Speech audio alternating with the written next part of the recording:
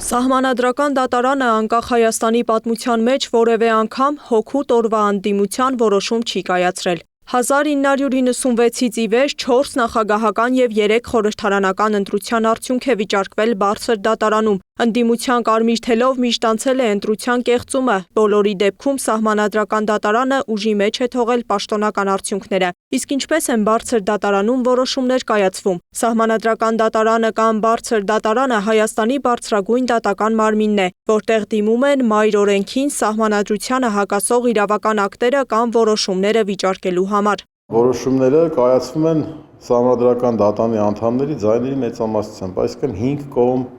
որոշում պետք է լինի,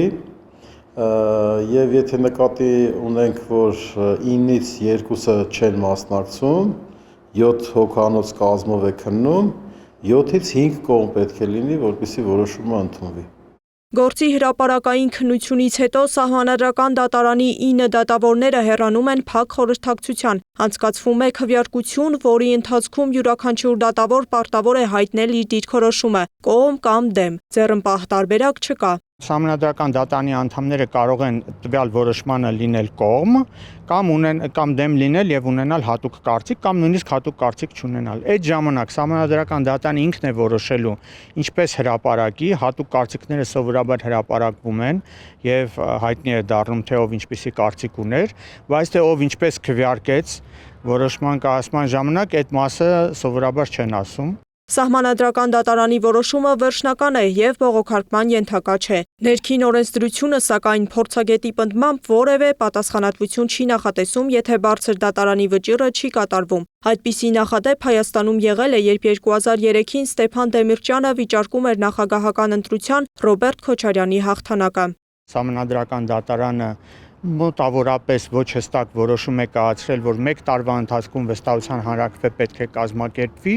Սահմանադրական դատարանի այդ որոշումը մնացել է թղթի վրա։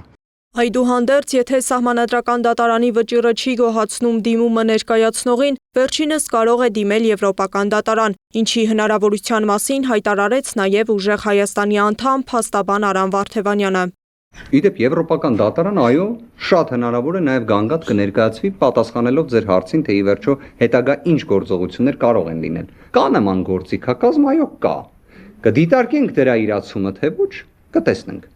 Եթե նախկինում 1-2 քաղաքական ուժեր էին դիմում Սահմանադրական դատարան կենտրոնական ընտրական հանձնաժողովի ամփոփած արդյունքները վիճարկելու, այս դեպքում 7 քաղաքական ուժերի կողմից վիճարկումը առնվազն ազդեցություն պետք է ունենա հուլիսի 4-ի որոշման վրա, պնդում է փորձագետը։ Հավելում, այդ որոշումից է կախված հանրային վստահությունը դատական համակարգի որպես անաչառ ինստիտուտի վրա։ Սեդա Գյուրեղյան, Տարոն Ղանդիլյան, Նոնա Գևորգյան, ABC Media։